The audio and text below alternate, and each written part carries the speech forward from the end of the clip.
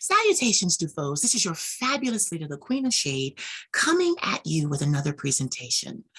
This presentation is a very special presentation. I would like to introduce you to someone that I have known for almost 14 years, and we have supported each other through social media for all of that time. We have exchanged phone numbers, we have talked on the phone, we have been in each other's lives for some very difficult situations and some happy situations. Someone like that is hard to find. People like that are hard to find. And when you find them, never forget to tell them and show them just how much they mean to you.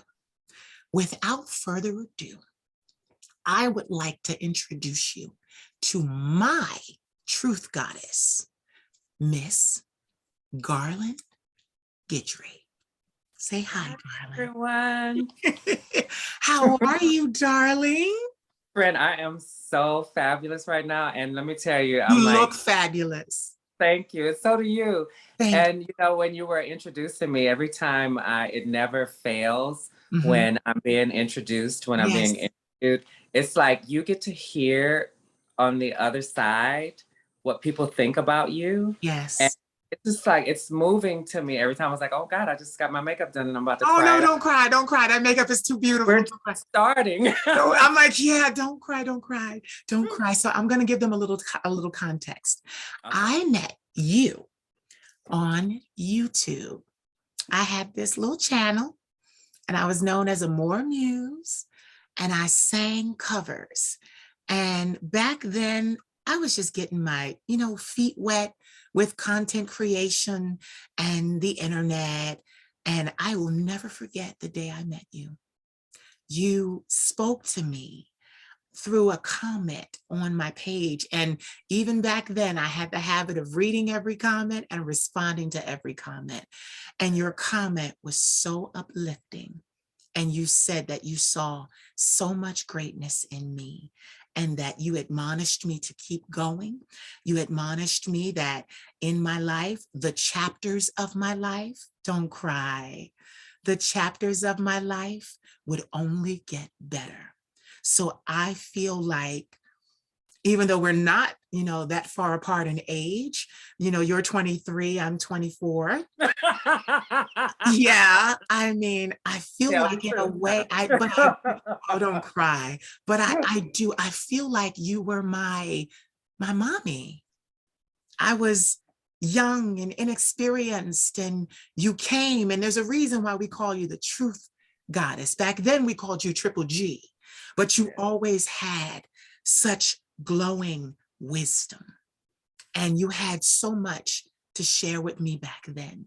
And all that you said helped me to get right here.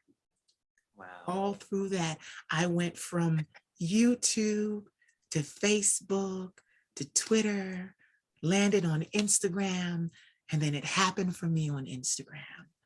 And I just remember you saying, oh, honey, the chapters of your life are going to get so good. You're just getting ready to turn the page. And I want to just read you something very quickly. It says, writing those letters have been very cathartic for me and has helped me to rid my soul of lingering anger. The catch is that it only works if you believe it. For me, faith is what has activated all of the healing. And the great things have manifested, and great things have manifested in my life. Try it and see if it works for you. Page 157 of this little known book. You didn't recognize your own words, mommy? I actually was like, that sounds like something that I would say. Yes, this is your book. I want everybody to see. I didn't even realize it was in the book. I was like, did I say something that to her? And yes. no. I have your book. And right now I learned through social media that you are making this an audiobook. I am. How is that going? It's going well, actually. The last couple of weeks, I haven't been able to get into the studio, Mm-hmm. but luckily for me, the studio is right beneath my apartment. Oh, nice. One of my good friends, who I consider my brother, so I live like this. It's like we call it our little compound, because Mm-hmm. there's a house, the main house, and then this apartment is in the back, and then underneath we have where the studio is, and so they do music as well. So he's helped me to, or he's helping me to, he's engineering for me as I go through this process of recording my audiobook. So I'm really excited about this. Oh my God. I want to start there. I remember it's called Memoirs of a Gay She by Garland Guidry. I Mhm. want to know what sparked this book. Well, so I'm a hairstylist Yes. of my trade, and I've been doing that for over 20 years now. And so with my life, I have always like, it's my life, and everything I do always has to mean something. And I always understood at a very early age how to process things. My intuition was always clear to me, even though I didn't know how to articulate what it was. But in every situation and relationships, whether it's be romantic or friends or family, there's always, you're always getting rubbed in some kind of way. And so whenever that would happen to me, and what they call it now is triggers, right? You get triggered. Mm-hmm. And so what happened to me is that I would always be thoughtful about what was actually happening. Like, what did that mean? Why am I upset with this situation with this person? And so somehow I would always find a resolve. Mm-hmm. And with my faith in God, which is my original mentor has always been God. That was my first, that's the first entity that I've ever believed in, that kind of helped me move through my life. And then along the way, he sent resources and people to help guide me as well. But I started to learn how to break down those triggering situations and find a resolve. And so every time I did that, there were lessons that I got from it. So my being in the hair salon has always been my stage and my platform. And so I would share these situations with clients, because as a hairstylist, you become like a therapist. And so people share with me, they've shared with me over the years. And then I would always be able to offer some wisdom and some guidance to them based on the stories that I tell. And I'm a storyteller. And I thought about it. I said, I feel like, when God or Jesus would tell or talk to someone, he would always tell some kind of parable. Mm-hmm. And so I use my life and the stories that I have as a parable. And people seem to receive in the way they need to, by not just directly telling somebody that they should do this or they need to do this. I just tell from my perspective. And so I did that, and people started saying, when I would do that behind the chair, I started getting people saying that I should write a book. Yeah. And I didn't know exactly how I wanted to do it. And then as I was traveling from Louisiana to move to Los Angeles, it came to me. And it was like, you're going to write those stories. And you're just going to tell it. You're not going to have a timeline, or, you're just going to just put your life from that point, from, point A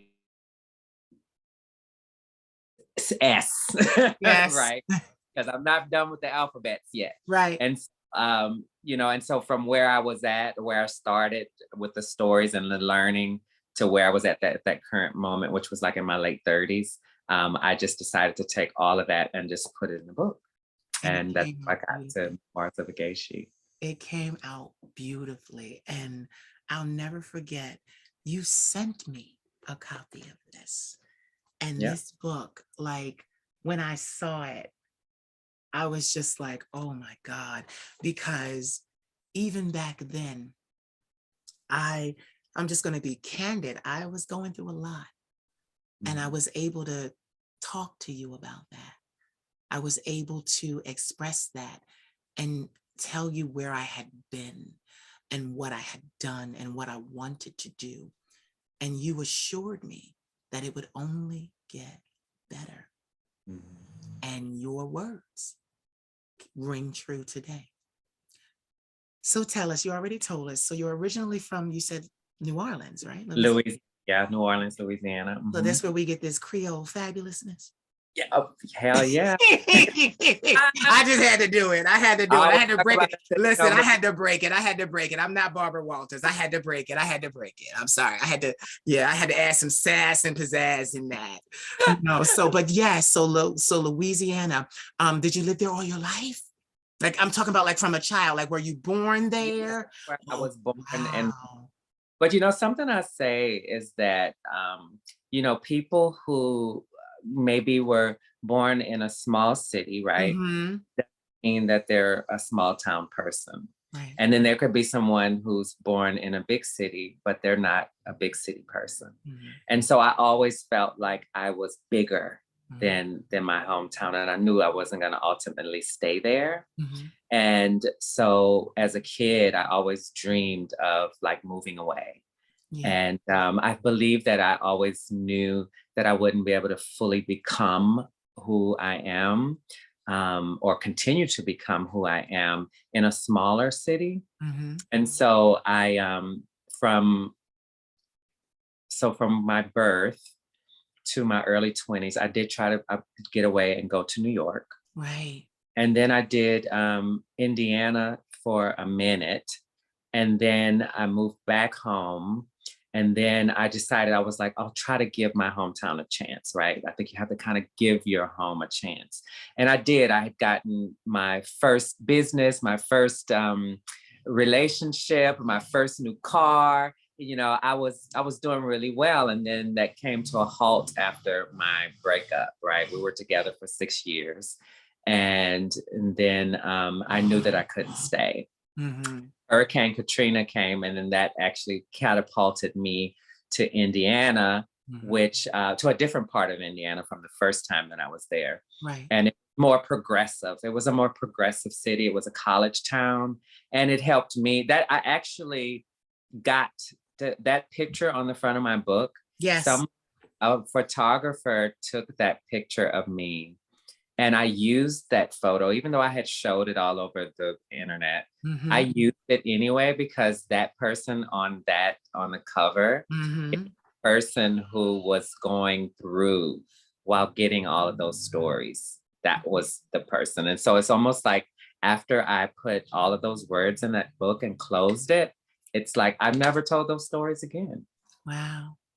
You know what I find, even as I look at the cover of the book and I look at you, there is a divine knowing in you. There is a divine knowing. I have never met anyone to this day other than you who was more sure of the fact that they needed to be who the divine needed them to be, made them to be, created them to be. Everybody else kind of vacillated, even myself. It took me a long time. But as you said, when you first started talking, you always had a very strong perception and sense of, okay, this is who I am. And I love this book because this cover, because we actually talked about those pictures. You showed me those back on YouTube, and they were very Josephine Baker-esque. Yes. Yes, you remember? They were very Josephine Baker-esque, and we talked about that. And it's an honor to have you here. It's an honor. I am taking my time, and it's not going to be too formal. I just really wanted them to establish and see that, you are a diamond. You are a diamond. It's kind of funny, the Shirley Bassey's rendition of Diamonds Are Forever is playing in my head right now, because that's the song that I think of when I look at you. Diamonds. I was just telling my friend and makeup artist, I was telling him that that now I can hear people compliment me and Yes. tell me they think of me without cringing. And it's funny because I'm sitting here and I'm like receiving all of that, and it feels like just a river flowing. Yeah. And rather me trying to go against that current and not allowing myself to fully embrace what I know. Like you said, you know that because you said that I have this divine knowing, and I've always had it. I've Yeah. always had divine knowing, and now I understand it.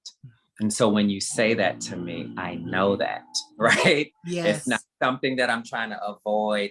It's not something that I haven't spent years of cultivating and accepting and acknowledging in some way or another. And now I'm finally in that place where I'm like, yeah, I know this and I always knew. But now I can receive it and I can accept it from myself and I can accept it from other people. So it's a whole different, when you lean into it, it just hits differently when you know it for yourself and someone is not trying to convince you Yeah. of it, right? So Yes. so you say that, thank you so much, because a lot of times when I'm speaking, and me and my friend, we're talk candidly with each other, and we're talking about deep spiritual stuff. And a lot of times when you talk about it, then you get tested, right? So we just talked about that, and I had to check myself, like, are you able to receive this gorgeousness that your friend is giving you right now? And I could feel myself feeling settled and at ease and being able to hear that, and as opposed to rejecting it. Yeah. Yeah. And you know what it is? Like, you've always been that way. I not too long ago, you were posting on social media, but you were posting the moments from your life. And I said to you, I was like, it's time for you to come back. It's time for Yeah. you to come back. And Yes. you started the page, The Truth Goddess. And I Yeah. was like, yes, it's time for you to come back. Yes, because it just the wisdom, like, okay, so let me give them some context. Back then, I had just come from being homeless. Nobody knew. I didn't have much money, much food. I was battling mental illness. I hadn't been to a hospital, hadn't had it checked. I just was going through so much when I met you. And even with all of that, you were still able to see God's anointing in my life. Yes. And that kept me going because, sometimes people project onto us what they want us to be, not actually seeing us or seeing us for who we actually are. Yeah. And back then, I wasn't all of this. I wasn't this. I wasn't wigs and dresses, and, I wasn't that. And it was so crazy because, like, just a little segue real quick, I've always been a transvestite. But I didn't feel comfortable enough. Like, even when I went to Paris, they were telling me, oh, you'll make more money if you cross dress. That was the thing. But I wasn't ready. I wasn't there. And it was so crazy because here I am, not having much of nothing. And I start the YouTube channel. And I give to the world at that time all I had, which was my voice. And I remember I would do videos where I would switch over. There was something called, you remember, Blog TV? Mm-hmm. There was some kind of like where you could do like live kind of chatting and stuff like that. And I'll never forget, I got kudos from you when I did Whatever Lola Wants, Lola Gets. And I remember you saying to me, like, wow, that was good. Like, okay, that was good. Like, but I didn't know who I was back then. And people like yourself, which is why, I plan to be candid, but I can't. There's just so much respect. Like, I just feel so much respect. And we talk, and this is the thing, we were talking before this, and then the camera comes on and it's time for me to tell everybody who you are to me, and now I'm Barbara Walters. And it's like, but it's just the respect, Garland, the respect. Like, you have never been fair weather to me. never been a fair with a friend. Like, it's always a pleasure to hear from you. It's always a pleasure to see a text message from you. It's always a pleasure to receive words from you. Shout out to Trav, because when you posted that you were going to be here today, he was on YouTube with us too. Trav, the wordsmith. Yes. He commented and he was like, oh, okay. Like, but it's just so funny, like, that people do remember me from back then, and you were one of those people. But you weren't just remembering me, you encouraged me to keep going. You encouraged me to be me. So now you're in LA, you work in a hair salon, you're working on the audio of your already written book. Are you happy? That is such a great question to ask. You know, when you said that and you asked that, it reminded me about this movie I saw years ago. And the girl asked the guy, was he happy? And he said, you know, I'm happy enough. He said, I have a good, my job supports me. I have everything that I need. He said, and I don't have any high expectations. So when something extraordinary happens, that's great. He said, but I'm happy enough.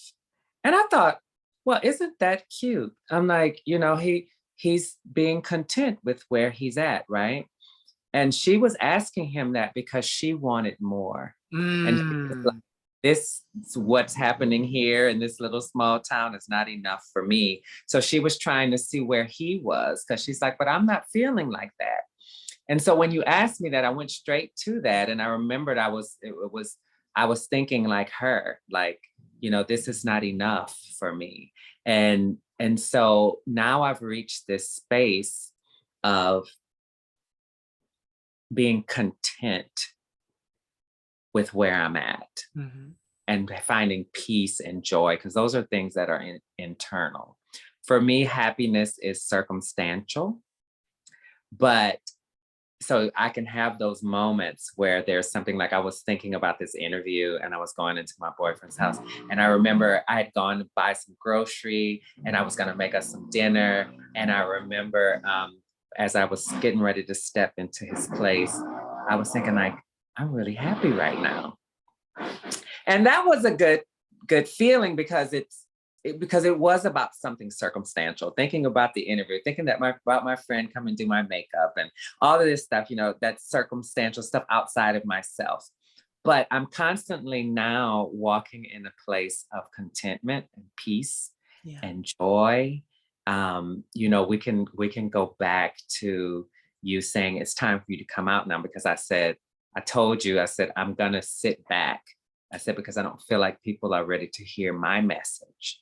And I've watched you, and I like that you said I haven't not been a fair weathered friend, because like I have watched you and I've been so happy for you. Like there has been no part of me that's ever even felt any envy, and sometimes I can creep up envy or whatever.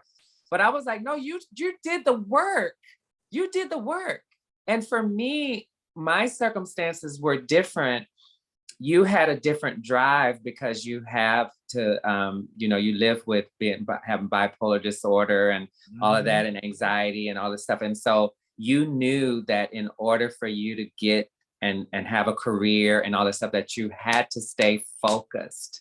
And for me, I was like, I'm doing hair. I'm like, I ain't been bothered with these crazy people out here, not wanting to support you and all of this stuff and blah, blah, blah. And so as I saw you continue to rise, I was like, okay, she's gotten out of her bat cave. You remember. You remember my She's bat gotten cave. out of her bat cave, and now she's like, the queen of shade. She has done some kind of, metamorphosis here. And I was like, look at what's going on here. And I was just loving all of that, because for me, something my niece said to me, I showed her that video with you in the yellow top. And I said, oh, this is who I'm going to be interviewed by. I said, because you had just sent me the video, and I showed it to her, and she looked, because I was explaining to her about the pronouns. Yes. And I said one of her followers had kind of jumped down my throat because I said he instead of I said, but I didn't correct him and say, well, I know her, so I don't, I doesn't, I'm not going to go there. But I asked you, I said, what pronouns do you use? And you said he and she, and I figured that, but I wanted to be clear. Mhm. And so when I showed my niece that video, and she's okay, my niece is my brother's child. Her mother is very intuitive in another way, like in a different way than I am. But my niece is a mixture of us both. So she's going to be very, very powerful, right? Mhm. She's incubating right now. Mhm. She's in the incubating stage, but she's a powerful young lady. And so I showed her the video, and she looked at it and she said, I feel like this person owns both he and she equally. And I said, exactly. I said, exactly. I said, I could go back and forth with he and she with her, like very it's nothing. organic, very organically, because I've always felt that, though. Like you said, you were always a transvestite, Yep. but we didn't see the manifestation of it until you became the Queen of Shade. But it was always within you. And I always felt like you owned both of the he and she, just that feminine and masculine energy very easily. And it's actually it's so gorgeous. It's so gorgeous. I'm so happy for you. And I'm so glad to have been able to watch your journey from us starting from YouTube, and then you continuing to press forward, and through all of your ups and downs. We see these videos and this content that you make, but when you was talking to Tiara, you said that that your company had gone bankrupt, and Yep.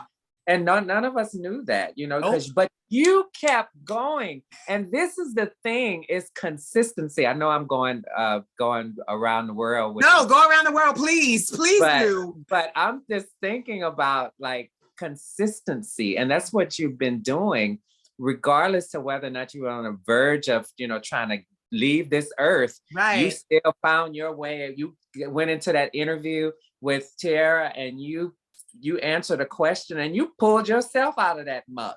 You was like, wait a minute. You was like, I got this. Like, this is not the end of the world. I will keep on pressing forward. And you pulled yourself up. But see, that's what I try to tell people. It's about consistency. Now we'll go back to you telling me that it was time for me to come back out again. I had disappeared for a while, and I stopped speaking because I was just like feeling like nobody wanted to hear what I had to say, because I haven't created some kind of persona that, because people like that. You said it to me the other day. You said, girl, you said people like this this persona that I have created. You was like, they love this. Oh my, right. This is not me all the time. I'm like, please.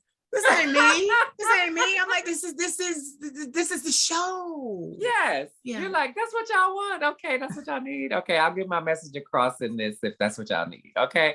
So, but you went through enough to know who you are, and you embrace the both sides of yourself. And so it's not a big deal. So when you really are solid in who you are, then you can give that, you can do the performance, and you don't have to lose yourself through it. And so for me, because I not created this persona, this entertainment for people, it's harder for me to get the following. And so I had to let that go. You also said something on one of your videos. You laughed, and I loved it when you said, one morning I woke up and I had lost thousands of followers. But you know what? You said those followers that means nothing about what it is that I'm doing and who I am and how am I going to proceed. If I depend on the ups and downs of the people who are following me, then I will quit doing this shit, if that's what I'm in here for. And I have never forgotten that. So now I'm in this place where I'm like, you know what? I'm going to show up. I'm ready to be heard. And if it is only 20 people who are listening, those are the people who are supposed to hear what I have to say. You know what's so crazy too? I need everybody right there. I want to put a pin in that. Everybody needs to understand right now that social media is a business. Yes. When you sign up and you start your account, whatever you name yourself, whatever you are, and you hit, I agree to the terms and conditions, you are opening a storefront.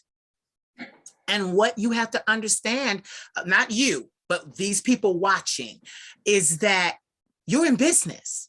And when you understand that you're in business, you understand that no one is just going to come into your store and think you're amazing and buy your products. What you understand is you're going to need a lot of help. I want you and everyone to know, listen, oh, this done sparked me. I got to turn around. So get this. I have all the talent that I do. I sing, I write, I act, I speak, I do all of that. And with all of that talent, I could very much today go to my grave and never achieve another thing. The graveyard, we know this statement, we know this saying, the graveyard is the place where the most, like, it's valuable, because there is so much talent that has gone in the ground. Yes. Because it just did. Talent is something that is given, and it's just freely given. And what I need everybody watching to understand is that you can be an amazing singer, you can be an amazing speaker, you can be an amazing author, you can be all of these things. You are not going to get anywhere in your public business without help. I was working like a madman, and Talk Gay with Faye, who I met years ago and used to mentor, and we had a personal relationship. See, you never know what people are going to become. That's why you treat everyone with kindness and decency, because one day they may be able to turn around and pull you forward. And that's exactly what happened with him. I made a 15-second clip, and I was actually frustrated because I didn't have the following. And I said, I'm the biggest thing to hit the gay community. I said, so all of you haters and hatresses are going to just have to fucking deal with it. Adapt, adjust, cope. It was 15 seconds, but it moved him. He shared it on his multi-platform base, and literally overnight, I went from 10,000 followers to 22,000. Wow. And what I realized was, oh, this thing is rigged. It's rigged. Some of the most talented people in the world I have had the pleasure of meeting, and they don't have more than 5,000 followers on social media. Mm-hmm. I have met, when I tell you these people are mavericks, such as yourself, in your community, pillars of strength and knowledge and wisdom and perception, but don't have the social media presence. It's because it's like you need people to help you. So I'm gonna share a little secret with you. So once I realized that, oh, okay, he helped me, I gotta keep this going, I started paying for promotion. Mm-hmm. I started paying for promotion. That was how I got to where I am. And my buddy today, I did an interview with him earlier. His name is Jonah May. And he said, when he brought it up, he was like, you ever wonder when you ask someone how they did something and they can't tell you how they did it? They won't tell you how they did it. It's because they didn't do it. Their assistant did it. Their manager did it. You see, all of these other people that are handling them did it. So when you ask them, how did they do it? They can't tell you how they did it. So then it perceives as, oh, they just don't want to share the information. No, sweetheart, they don't have the information. But see, when it comes to someone like me, I tell you, well, baby, I started hitting up people and paying for promotion. It got pricey. Then once I paid for promotion, then I would launch something else. Like literally, people ask me all the time, how did you get verified? I didn't have nothing to do with that. I didn't apply for verification or anything. What happens is, well, wait, I think I did. What happens was, I went in to get verified, and in your settings, It says apply for verification. I went into there to get verification. It said submit your driver's license, but I read. You know us, we read. So I read. Sorry about the vacuum. That's my brother. Yeah. I got sorry. Yeah. Yeah. Oh. So I don't like that because this is a very important interview to me. But what happened was, as a matter of fact, excuse me. Excuse me.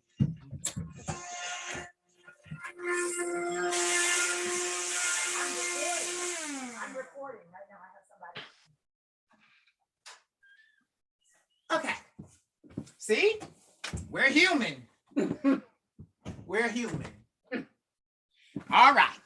Sorry about that. Sometimes you got to do that.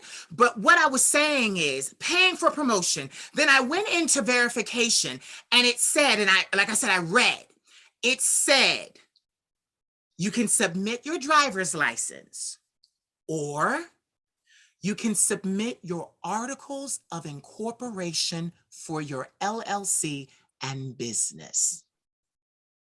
So what did I do? Instead of the driver's license, I submitted the articles of incorporation for my LLC. They literally, it happened in the middle of the night. It took them maybe 2 weeks. They realized I was a real business and verified me. It wasn't hard. I get this question all the time. How did you do it? And I tell everybody, baby, don't submit your driver's license. Submit your articles of incorporation. But this is the problem. A lot of people don't go at it like you said with my drive. I knew, me having battled bipolar 1, PTSD, acute anxiety. I had to give this everything because there's a lot of things I can't do, Garland. Yeah. There's a lot of things I can't do. Yeah. There's a lot of stresses I can't have. And this business is stressful, but for some reason I can handle it. Yeah. And that just means I'm supposed to be doing it. Yeah. That's what it means. Yeah. I'm supposed to have this moment, do this, and be out here in the world the way that I am. Yeah. So people ask me all the time. I had my pastor from a child, famous evangelist, worldwide known, slides into my DM, 3:00 in the morning. Baby, how'd you get verified? And I said to her, I said, to be honest, I applied. I said, you have a church. Submit your church's articles of incorporation. But this is the thing. A lot of people don't know how to brand themselves. Yeah. And that I can't take credit for. I just knew. Like, I'm like dead serious. Like when Faye Londo Talk Gay with Faye, when he shared me and I saw the extensive amount of followers coming, I had to get with it very quickly. Yeah. And I think like that. I'm a Libra. I think like that. I think very quickly on my feet. So immediately, and I'll never forget it, Garland, my grandmother was in the hospital getting ready to have her gallbladder out. We're in her room. She's in pain. We sitting in the dark, just being there with her. And I started freaking out because I'm getting all these followers. But that wasn't it. What I freaked out about was, I said, oh my God, I need a name. Oh my God, I need an image. Oh my God, I need to brand myself. I need to be able to present something to these people. If they come and there's nothing here, they're going to leave. Mm-hmm. They're going to leave my store. Mm-hmm. So I sat there and the first thing I said, and this was New Year's Eve. I said, 5.5 years ago, I said, I need a name. My grandmother, so we start throwing names back. She's like, what about what did she say? She said a couple of names. I don't even matter. I don't even care. They're not important. I have the trademark for the Queen of Shade, so they're not important. But she finally gets to, why not the Queen of Shade?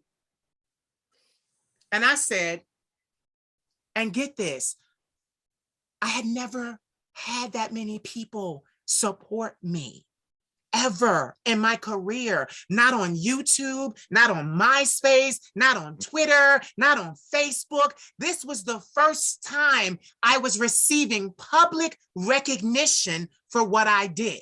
So I was not confident.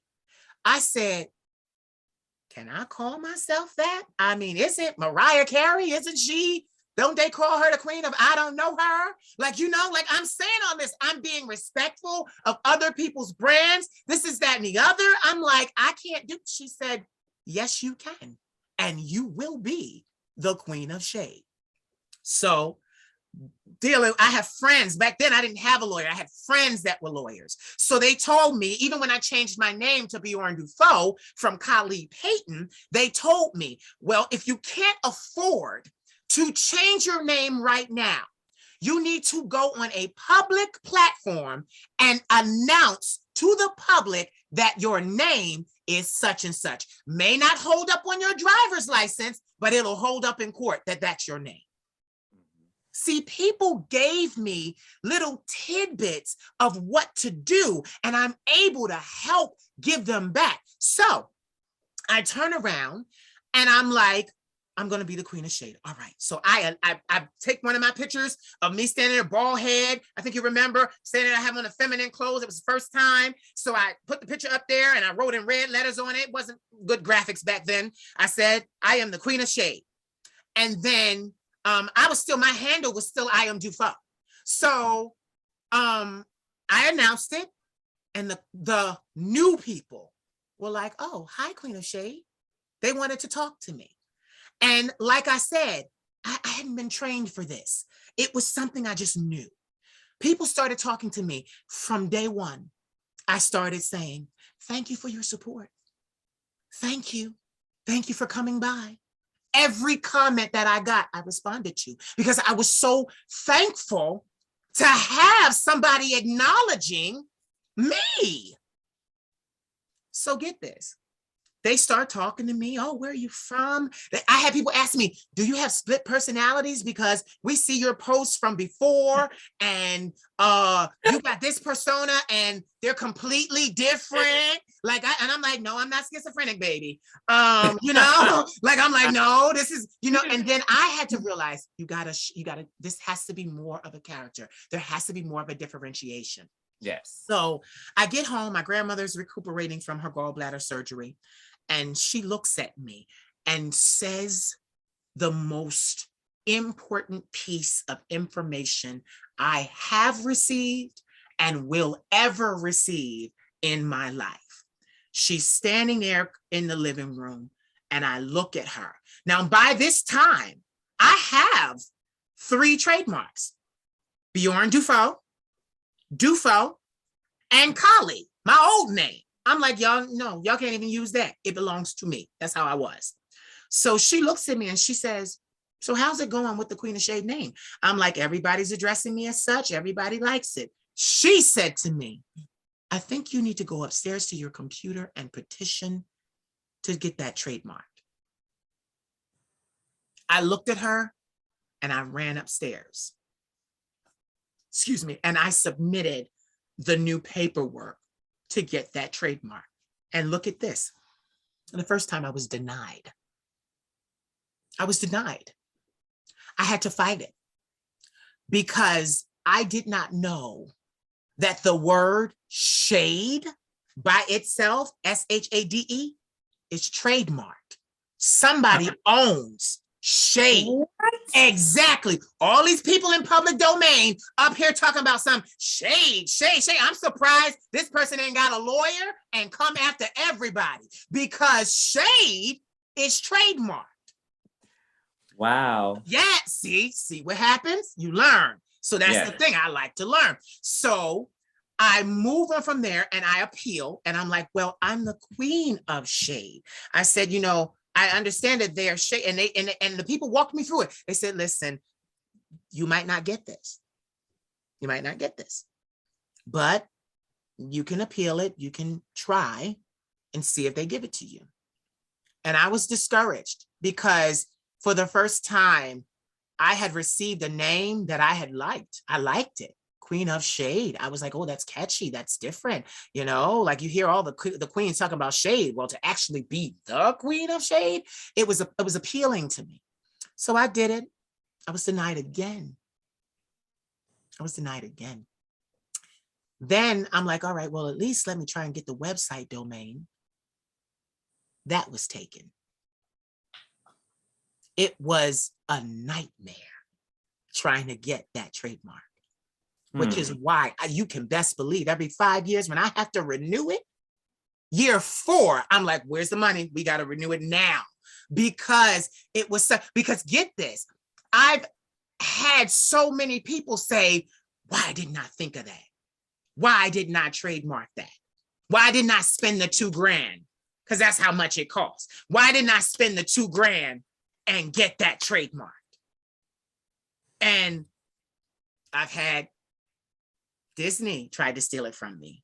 Marvel tried to steal it from me. Nene Leakes tried to steal it from me. All of them were issued cease and desist letters from my lawyer. All 3 of them backed off my shit. They backed off of it. And I realized the power in ownership. See, so many of these entertainers online, they are entertainers. They are sharing their tools and gifts and abilities with the world. But the problem is they're not covering their asses. Nope. They're not thinking like, okay, let me take this to the next level. Get this, before I could afford my lawyer, there is something called the Volunteer Lawyers for the Arts. You can call them in any city and ask them questions. They are lawyers dedicated to helping artists become legitimate. Wow. See how much you know? When you said did the work, so imagine this. I'm doing all the work in front of the camera, and then I'm researching. I'm doing all the shit behind the camera. You see? Like, I'm gonna just be honest, Garland. People ain't got that kind of time. Here I was bipolar, living in my grandmother's second bedroom. I ain't have shit to do all day, but go to therapy, go to the gym, and take my meds. That's why I had the time. That's real shit right there. That's real. Yes. Like, that's why I'm so patient when people come to me asking me for help, because I realize the reason why I'm sitting here is because I had a very rare set of circumstances. Most people will never again have the kind of circumstances that I had presented to them. Yeah. Y'all gotta make livings. Y'all gotta keep, the lights gotta stay. Baby, I ain't paid a cell phone bill. I got an iPhone 12. I ain't paid a cell phone bill in 14 years. Grandma got me. This Wi-Fi, this ring light, this other light, my hair, my dress, my mirrors, my makeup, like, and it gives me such a feeling, I'm trying not to cry. It gives me such a feeling of gratitude because I realize had one thing been different, it wouldn't be what it is today. Yeah. One set of circumstance slightly different. Had my grandmother, she had to have a serious gastric bypass surgery and like a blockage. She had a blockage, had to have intestines out in 2012. I was just getting started. I got started in 2013. If she didn't make it through, I didn't have no family, that I could stay with, because they were all jealous before I was even who I am. They was jealous because I could be gay and myself. And they chose to be gay and in the church and hide it. But so that was already, yes, so that was a problem. But she was my only support and my source of income. Income. Very, very rare. So I am very respectful when someone says to me, well, how can I make this thing happen, but I still got to go to my job? I move my schedule then. I'm like, well, okay, you got to go to your job. You got to work all day. I know you get home late. I'll talk to you 30 minutes, 40 minutes. I'll give you what I know and we'll do, like, I literally help people because what happened to me should not have happened. It shouldn't have happened. And then my grandmother always says to me, baby, it was meant to happen, because I used to feel guilty. Everybody else is running off to work and bossing, paying all their bills and their car notes and feeding their cats and dogs and everything. And here I am sitting in a room and my family always treated me like that. You're selfish. You're full of yourself. You're always that way. You're such a prima donna. They were always saying that stuff to me. So to have my grandmother taking care of me, I resisted it for a long time. I cried in therapy. I need to make my own money. I need to do this. And literally, my therapist brought my grandmother in the session. And my grandmother said to me in front of her, baby, why is it so important that the money is in your hands? If the money is around you, it's as good as yours. Mm. And literally, they did an exercise with me. And it was so crazy. Listen to this, Garland. My grandmother takes a $20 bill out because my therapist asked her to. The therapist tells me, hold out my hands. The therapist holds out her hand. And my grandmother has a $20 bill. And the therapist says, your session today, Bjorn, is $20. And I'm looking, I ain't got nothing in my hand. My grandmother, without thinking, hands my therapist a $20 bill and looks at me and says, I've got you. Mm. That sparked the beginning of her giving me nearly 6 figures of her retirement that took her 40 years to earn as a grade school teacher. Mm. Not a doctor, not a lawyer. Teachers we know are undervalued and underpaid. And she went into her IRA and gave me 6 figures. That's how I sit where I sit. I said all of that to say this. Anything that you can do for your career, do it, because it's not going to be you that gets it out there. It's going to be your friends. Now, let me tell you something that I said. I don't know if I told it to you, but I said, I think it was today. It had to be with you. And I said, I stopped wondering how it's going to happen for me. Mm-hmm. But I think I was talking about you, as a matter of fact. And I said, this interview is really important to me. I said, I've seen like she's getting a lot of views on these interviews. And I said, but what's going to happen? I said, whether it's from this interview or however it is, I said, is that somebody who loves me and cares about me? I said, as they are on that wave, on that high part of that wave, they're going to snatch me up with them. I said, because I know what I have is valuable. And I know I feel like we all have these different moving pieces, right? Like you have your situation that allowed you to be able to stay in your bubble and create, right? But then I have been out in the world. I don't have the disorders. I don't have, and so I've been able to allow myself to be involved with the public. And, I'm not afraid. I don't have fears of, being in contact with people. But I also have, like you said, that divine knowing. And a lot of people need that, who have already put their blinders on to get where they need to get, because there's the only way that they could get anywhere is to put those blinders on. Oh. They need somebody who can see all sides of that for them as they are continue to rise on that tide. And that's me. Mm-hmm. Because I always said it too, like with my nieces and nephews, because I said, they are going to do what all the people in my generation in our family have not been able to do. I said, but I'm going to be there to keep everybody grounded. Yep. You know what I love about you is, even as we were sitting here, I'm getting goosebumps because, I got these shaman abilities. So when spirit starts to move, I get goosebumps. I said something to you a long time ago, and I was talking about my future. And I said, honey, I can't wait to sit at the side on the sidewalk in Paris, and we have our coffee and our tea and our meal. Garland, you are destined for greatness. I see it all over you. I see you traveling the world. Allow me to say what I see. I see you traveling the world. I see you getting paid and compensated to speak. I see great wisdom being poured out of you, the same wisdom that you poured into me that helped me get where I am now.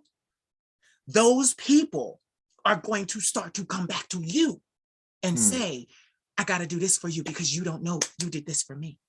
You did this for me. You have never been far from my thoughts. And it is, let me tell you something, it's very difficult. It's very difficult to do what I do because one minute they love you, the next minute they don't. One minute you're making money, the next minute you're not. You have to come up with solid streams of income. That's why I started mentoring, because this stuff, I did all these videos, 22,000 videos. I didn't make a dime. I didn't make a dime. And get this, there were influencers who were making money from their content that I asked, please tell me how to make money from my content. And they wouldn't tell me. They wouldn't tell me. They didn't want me to do better than them. They wouldn't tell me. So even in this, I had to go the long, hard road, which is why I had to put those blinders on and blitz run to the damn touchdown, the end zone, because nobody was telling me any way to make it easier on me. But get this, that's fine, because now I'm a boss. Oh, I'm a boss. I don't play about my work. And I do my work and I deliver. One thing about content creators is they'll have one video and that video will hit and they'll get a lot of views. And then they'll turn around and have another video and the public, I don't really feel this. It'll get a mediocre amount of views. But if you go to my page, they watched every video in succession, at one after the other. Not a single one did they miss. The numbers don't lie. They watched them all. You set it up though, and you didn't even know what the fuck you were doing. You were setting that shit up. You put those pictures up of those people, and then now you're bringing them to life. They want to see who they are. You put down the stones to get to where you are. And didn't even know what the fuck, I love it. Didn't even know you were divinely led. That's your shamanistic way. You were divinely led to get to this point. And I didn't even see, you said, did you see my my message that I sent you? And I was like, what message? What are you talking about? And you went under the Truth Goddess. And I was like, I think I missed it because it showed that there was something, that story that had disappeared. You said, no, you didn't miss it. It's here. And then I read it and I was like, interview? I immediately, as soon as I read it, I said, let's set up our interview, please. Get this. I was like, I didn't know that I had access to this. I was Get this. I had someone hurt my feelings today. I've been talking about it in and out of my videos today. With the interviews, this is something new. I'm stepping away from Instagram because their treatment of me just isn't the best. So I'm doing it on my own. I'm funneling everything through my website. So it's new. People are looking, people are still trying to, people are doing their life, but you gotta remember they're working, they're coming in at all different times, because I have global supporters, like they're everywhere. So, I used to post at 12 midnight because Russia, would take and wake up and see my stuff. So I asked a couple, I've supported them, showed them, beautiful men, gorgeous men. I asked them for an interview and they told me no, because I didn't have enough views. Hurt me to my heart today. And I said to them, but it's a new venture. And see, I needed that hurt because it reminded me of what other people are going through. Other people feel like I'm not being heard, I'm not being seen because or what I have is not valid because I'm not getting the views. In the beginning, no one is watching. No one. No one. No one's watching. But like you said, get this, I'm going to post this interview tonight. but I'm not posting this interview for tonight. I'm posting this interview for a year from now, 2 years from now, 10 years from now. This is going to change your life and mine. Mm-hmm. We associated our brands together and let them know how we know each other. So anywhere that I'm welcome, you'll be welcome. And anywhere you're welcome, I'll be welcome. See, they don't know. They don't know, Garland. They don't know how to effectively do business. And here I am without a college degree, and I am a tycoon. I know what I'm doing without knowing what I'm doing. You did it. You did it. I've watched you. And then I said, and when I'm talking about you, I said, and now she's funneling her viewers to her page. I said, every step of the way, she has been taking ownership of her shit. And see, you recognize what I was doing. Taking ownership. You could have let anybody step in and try to run your shit for you, right, and take and put funnel money in. People are selling their brands, Garland. People are selling their Instagram pages. I've been approached. People are selling their pages. This is a serious business. Mm-hmm. It is. People not understanding it. So get this. Part of me is like, no, I'll take the long and slow road. I'll just keep working because that was all I knew how to do. But it does help, Garland, when somebody has the light and just says, here. Yeah, of course. And my thing is, I was so thankful for Philando. He, even on his first interview in Hollywood, tell you, the divine lets things happen. I was the first caller that they opened the lines for him. And I said, I just called to support you and say congratulations. And he right there on the air wanted to give out my Instagram, give out all of my social media so that people could find me. And I stopped him. I said, baby, this is your moment. Just know that I support you. Garland, he's no longer on social media, and I'm still here. You see, like you can't, these people, Garland, these people on this social media, they are so cutthroat. They are so mean. They are so evil. They do things you've heard. Listen, I'm not getting into that, but also factor in for 14 years, I've had a certain Hollywood insider tapping my phones, destroying doing all kinds of stuff. It's so ridiculous. I mean, people are so hard up for followers that I have people, if I comment on somebody's page that has millions of followers or whatever, people they're sharks that come in and they see me and then they come and they try to get me to follow them. Like somebody literally asked me, hey, I saw you also follow Lewis House. Let me, so why don't we follow each other? I'm following you, you follow me. I block all of these people. That's not what it's not what you're supposed to be doing. It's a business. And the way, listen, when I was suicidal, it was because my grandmother had exhausted her money and we couldn't move forward anymore. She had given me all that she could give me. If she gave me any more, we wouldn't have this house. We wouldn't have her car. We wouldn't be able to pay our bills. So she had to cut it and say, I can't do this anymore. I gotta stop. I gotta pull out.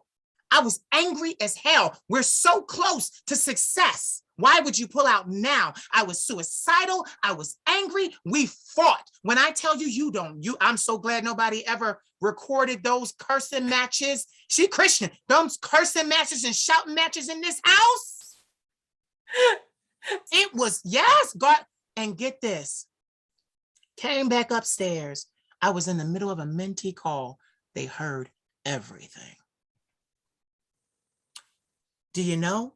That mentee ended up becoming a friend of mine, my best friend. And for a year, I'm bringing him on for an interview. For a year of my life, from November of last year to November of this year, he paid me thousands of dollars for a service he wasn't even using, just so I could start a new company and go forward. Your But let me tell you friends. something. Your friends. Let me just tell you something.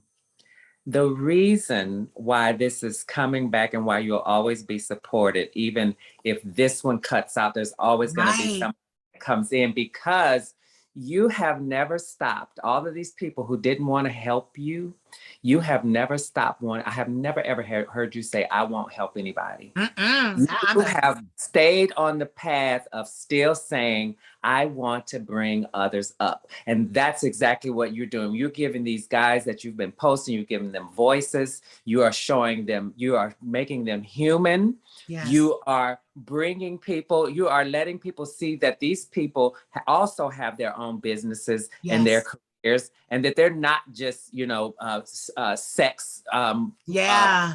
or Yes. porn stars. They're more than that. And you are showing that. You are humanizing people. And you cannot do that and not expect that you'll always be supported somewhere. You that back end, you've been doing the front and the back, and you felt like you said, you cannot do it on your own. No matter how much you're trying to look at your front and look at your back, you don't have a face in the back of your head. Say it. Something's gonna get missed. So Yep. we do. It goes back to what you said. We have to help each other. Yep. Absolutely. I'm going to tell you this about my makeup artist, and you talk about my divine knowing. I told him that I wanted to have my makeup done for this video, for this interview, and I said I asked him. I said, I'm going to have an interview on Monday. I said, what is your schedule? And he lives a bit of a distance away from me. Right.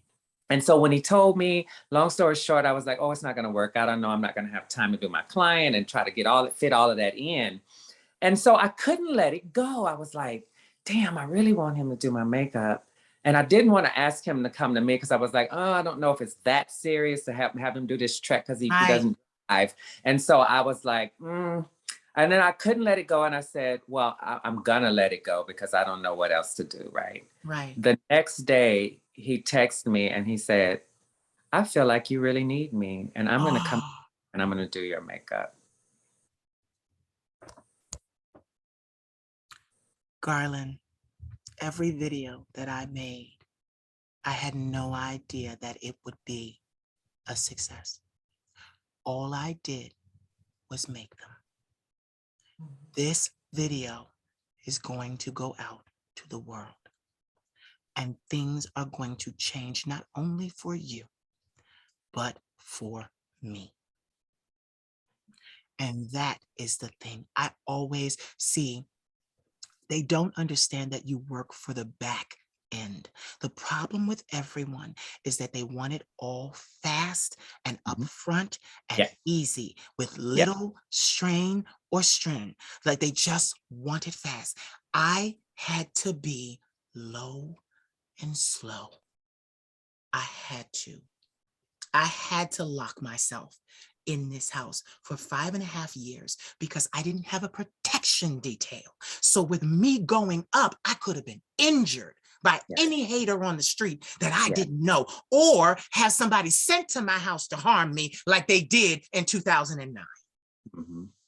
Anything could have happened to me. So I had to encase myself so that I could work and not be stopped by the haters and people that were envious of what I could do. What I'm trying to say is that I didn't do it all right. I did it, and if it didn't work, I fixed it. One thing is, someone asked me, what's your secret? My secret is I'm flexible. I didn't know I was going to be doing these interviews, Garland. I didn't plan this. I'm getting praised. I didn't plan this. My friend of 20 years, who was the first guy I interviewed, who was the Reverend, we were having a conversation. He has always been my spiritual advisor for over 20 years. He was talking to me and he was just saying something. And I said, Jermaine, I feel like it's time. And he said, what do you mean? I said, it's time for us to have these conversations in front of people. I said, we need to turn on the camera. We need to have these conversations. So I stopped him in mid-conversation and said, tomorrow, we are going to have this conversation and record it. So get this, talk about not giving up. We set the date. the time he looked good, I looked good. We had the whole conversation. It didn't record. So then we had to plan again to have the conversation and record. It recorded the second time, and it still sparked this. Now I am booked. These people are doing these interviews because they believe in me. The work that they have seen for 5.5 years. There's one of my favorite people on Instagram. He says it like he feels it. He says it like he means it. His name is Big Sexy Official. He confirmed for Thursday. Now, mind you, he is getting paid. I'm not getting paid. He's getting paid to go to venue after venue. They are flying him here and there. And he said, baby, I'm on. When you need me, I'll do it. I said, how about Thursday? He said, fine. And that's just one of the surprises I have coming. Everybody wants to talk. Everybody wants to talk to me because they watched me work like a madman. These videos are going to be seen. The year 2022, they better get ready because it's going to be amazing. I had a psychic tell me, a celebrity psychic tell me, your riches are going to come in 2020. The pandemic hit. So me being a spirit worker, I said, okay, so it's either 1 year or 2 years from the exact date. It has to go full circle again. 2022 is the year. And you can, Garland, all I'm going to do the whole time is just shine that light on everybody I know. Like Garland, nothing, I'm trying not to cry because I want to ruin my makeup.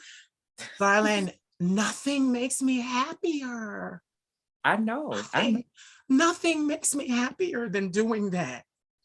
Nothing gives me more joy than highlighting how wonderful someone is, how inspiring they are. It's a shame that people don't do it more. It's a shame that that people don't get paid for it. You gotta like do it and do it and do it. And then my thing is, people will say to me like, well, don't show nobody until you get them to sign a contract and get that 15 to 20%. And I say, baby, I don't need that 15 to 20%. I'm a star myself. I got music. I got merch. You can get all of that. You can book me for mentoring, motivational speaking. I don't need that 15%. I'm not doing it the way the industry is doing it. I'm ushering in a new way to do it. I didn't even know I was going to be the one. Whoa. I didn't know I was going to be the one to do that. Oh, it's now time. Let me tell you something. Let's go back to you. So you're talking about spotlighting people. So when you told me that it was time for me to be heard again, and you told me I needed to start my page, right? And I started it, and then you also told me how to put my name, right? Because I had the dashes in it and stuff. Yeah. You said that's difficult. Yeah, you said it's got to come up. You got to be. And I listened to you because I was like, because I know you've been doing work. I have not been doing that. I don't know how any of it works. So when you told me that, I did it. And so I started, and then I kind of stopped, and then I got on Clubhouse at the beginning of this year.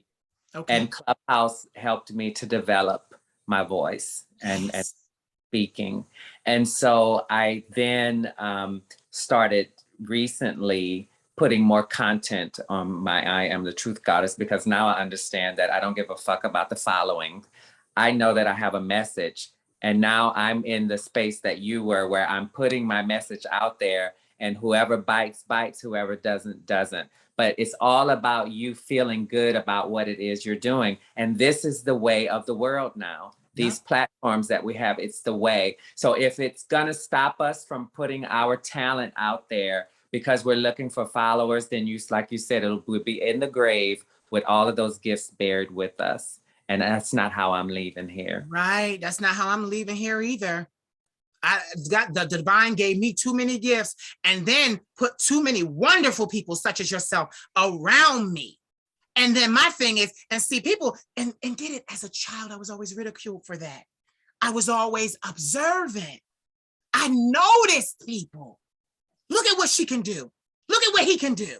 And they like, calm down. They always tried to, oh, well, don't bring attention to him. That's not right. They don't want to be put on a spot. What do you mean? They don't want to be put on a spot. This being put on a spot can change your life. It can change everything you do. You have always, you said that I've spoken to you, but you were speaking back into me. You always told me, you always saw me beyond the exterior. Because I You just know. heard my words and you saw into my soul.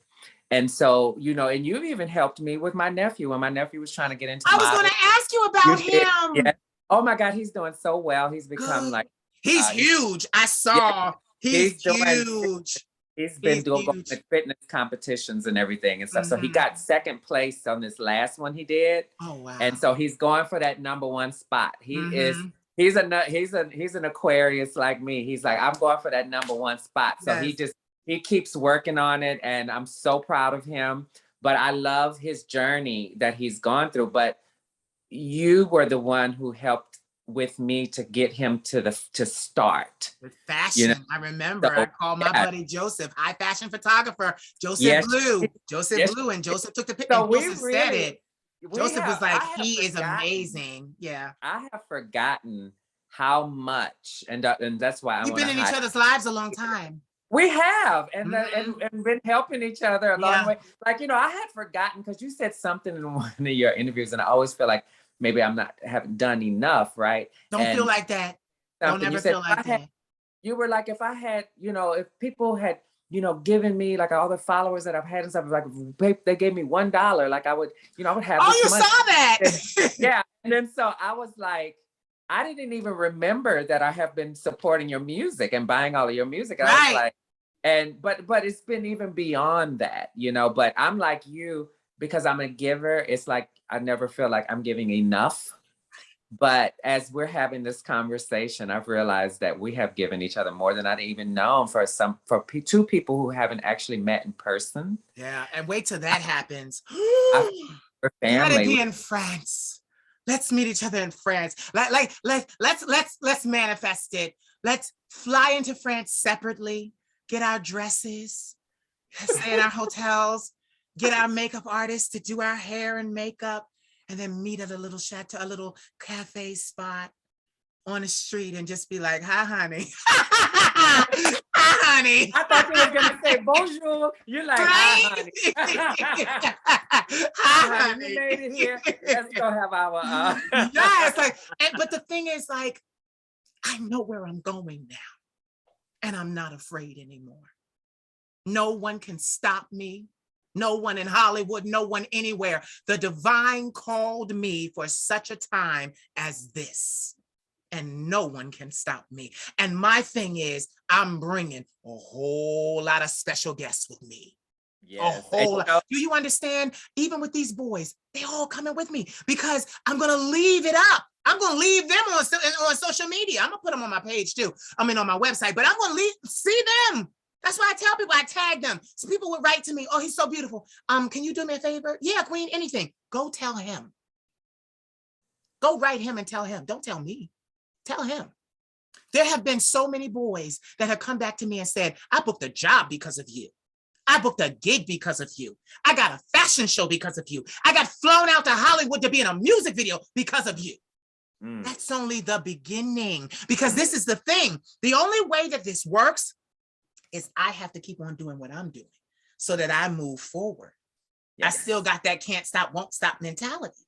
Even with these interviews, my grandmother been worried sick. It's been a week. I got 41 of them.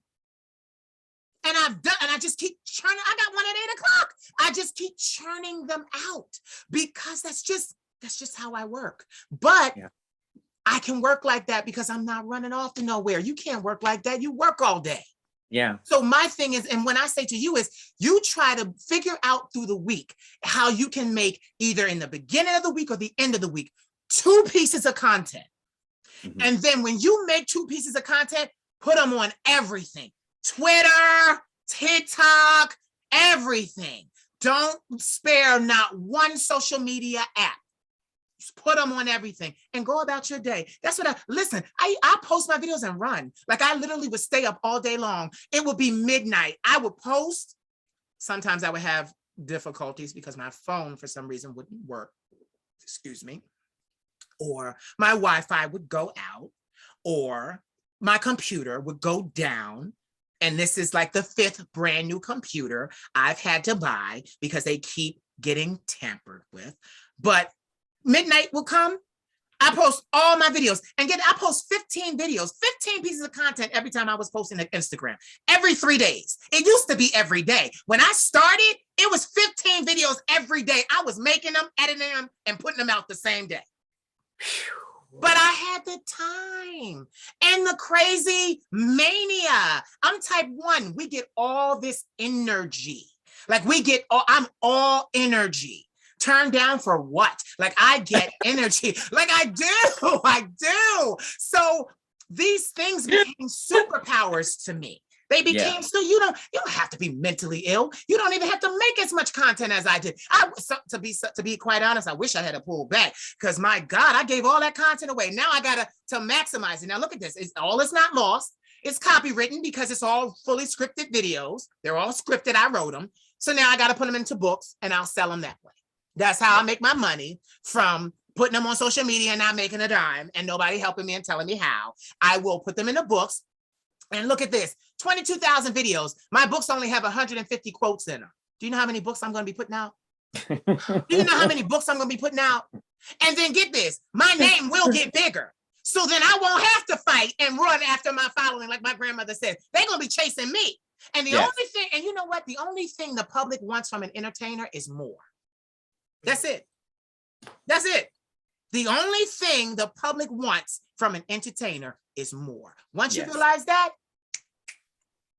and get it, you will get to that time where you are, I just see, I'm looking at you now, you're just so lavish and luxurious. And it's just so fabulous. Like, it's just so fabulous. I'm like, oh my God, like, it's just grandeur. Like, you've always told me that. I remember one time I had my hand some kind of way on this picture I took, and you was like, oh, darling, you was like, just the way you move and the way you speak and the way, and I was like, and at the time I didn't see it, but now I know. I'm like, glad you know. Well, listen, there's an air, there's a royalty. I'm glad you know. I'm glad you know.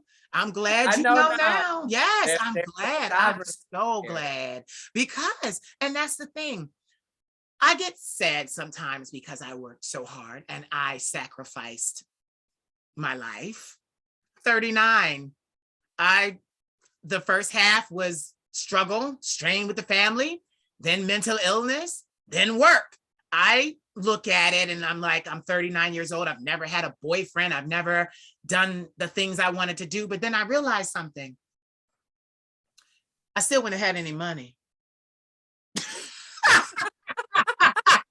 I still wouldn't have had any money. So lead to it. Well, I'm glad I did what I did because now I'm setting myself up. You know, I'm setting myself up. Romance without finance is a nuisance, honey. I want to be able to, and you know me, I'm a sugar mama. So, you know, I want to be able to wine them and dine them and, you know, fly them and buy them, you know, like. However we do it, I want to have the money to do it. So I'm like, all right. So I've been working on the money issue, but it's not even just a money issue. It's a culmination and a coronation. Like I remember, and then I got to get ready to go because I got 8 o'clock. But I remember being in the middle of a manic episode in college before I was medically withdrawn, and the divine spoke to me. I had thrown out all my furniture, all my clothing, all of, you know, the diseases get really, really difficult. And I was sitting in that room and I had nothing but like the mattress and a chair. And I was crying profusely and losing my shit basically during a manic episode. And I had a moment of clarity. And the divine said to me 21 years ago, sit in this chair. And when I sat in the chair, I had double windows in my dorm room. So, and I was up in the mountains. So when I looked out, I could see the mountains. I could look, it was like ascension. I could look up. And he said 2 things to me. He said, I want you to look at the sky. He said, and I want you to remember that no matter how dark the clouds get, it's sunny on the other side of those clouds. The sun does come up despite whether or not you get the dark side of the clouds. The sun will be shining on the other side. Remember that. But then he said, I'm going to give you a crown for your head. 21 years later, I am the trademarked queen of shade. There will never be another one. I will pass that trademark to someone in my family, and it will never be owned by anyone else ever. I got my crown and I didn't have to die for it. There you go. And friend, that's the words, the final words for the evening. So one more, tell them where they can find you online, all your social media. Okay, I want to shout out. Yes, please do. A friend of mine.